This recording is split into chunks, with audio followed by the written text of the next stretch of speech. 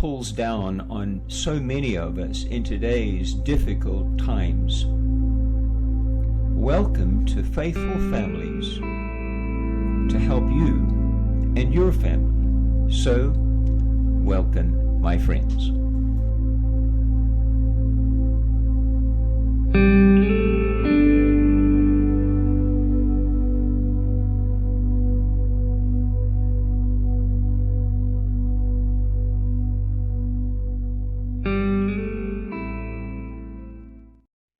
Hello, and again, welcome to Faithful Families Today.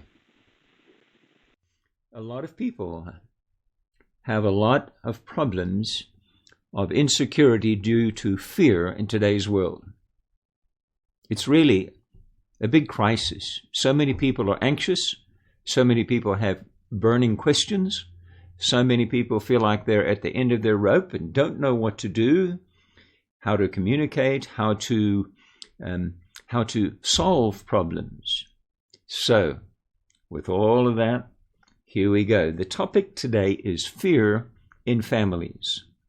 And I hope at the end of this series that you will sign up for a free one-on-one introductory session with me, and we'll talk about that in just a little bit. I want to welcome Shannon today. Hello, Shannon.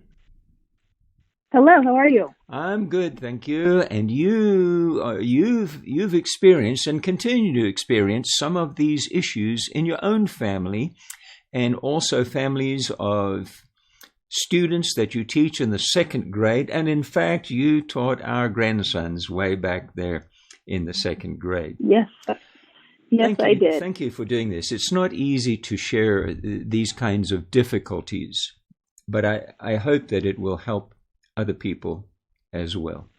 Tell us, share with us how fear has crept in against your family on some specific issue. So just go ahead and feel comfortable, and I'll guide you if we need to. Okay. As you have mentioned, Dr. J, you were I had your grandsons in my classrooms, and because of that, we've built a wonderful relationship. And then my son Jacob was in a very bad golf cart accident, and he was run over and dragged, and we ended up going down to the burn center for quite 2 weeks and 6 months after that. And it was very scary, very fearful. We didn't know if he was going to be able to pull out of it, if he was going to be able to make it, if he was, it was very touch and go. And we were very frightful and didn't know where to turn. And Mr. Maples, Dr. J, was absolutely wonderful in his counseling sessions over the phone. He just gave me a quick call. We said a prayer, and I felt God in that room with us every moment. So I was very thankful for that. And then, I'm a teacher as well. So because of that, I see it daily with my students, with my parents, with other teachers, and with their students as well. Just the fear, especially with COVID that came through, the kids were very frightful, very scared. They weren't sure of what was going on, and everybody had a mask on you, and you had to stay 6 feet away, and you couldn't do anything. And so I would go to Dr. J and get some pastoral counseling, and he was absolutely wonderful in helping me, guide me to be able to help them, the students and the parents, to go and maneuver through this whole COVID thing and the fear that it brought. And one other big incident that happened just recently is my other son was diagnosed with catatonia. And what catatonia is where you freeze. You basically cannot move, and you are frozen with fear.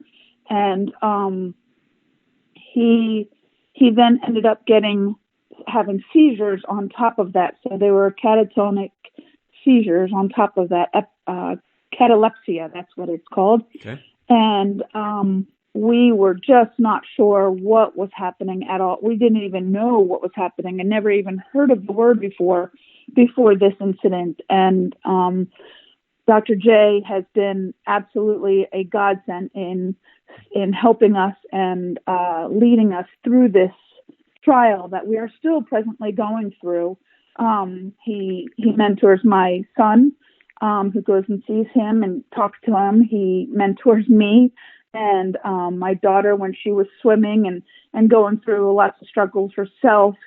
She would go see him, and he has just been such a intricate part of our healing and having faith over fear.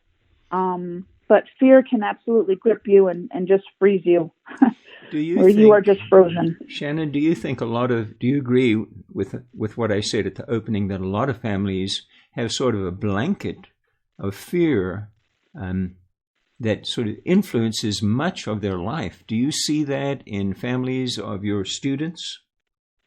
Absolutely.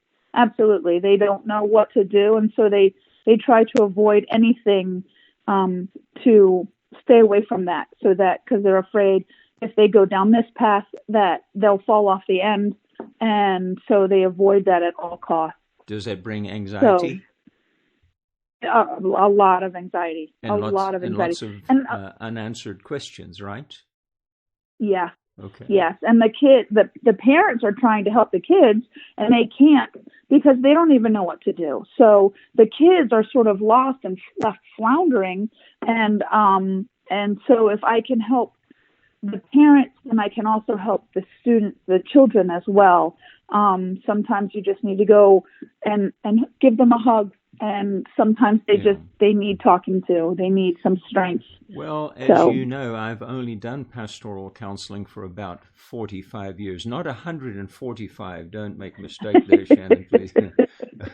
About 45 years, both here and in the mission field in South Africa, and helping families, helping fathers, helping mothers, helping in relationships to each other, helping in parenting issues. And I'm talking here not just about only shallow areas, but deep areas like you've just experienced and continue to experience in one of your sons, who is now out of his teenage years, but exploring the mind, the subconscious mind, and the unconscious mind with harmony of psychology and theology. I'm not a psychiatrist, I'm not a psychologist, but I've had this experience for all of these years. Shannon, thank you. Thank you very much for sharing your story today. That is marvelous. And by the way, I think, and I say again to you, that you are fantastic. If you would like thank you, Mr. Maple. Thank you, Shannon. God bless. If you would like this one-on-one free introductory session to see how Faithful Families Ministry and I can help you, then please go to our website, faithfulfamiliestoday.com, on YouTube. When the site opens up, go to contacts and leave your information there, and I will follow up and take it from there. Thank you for being with us today. And for your family, God bless.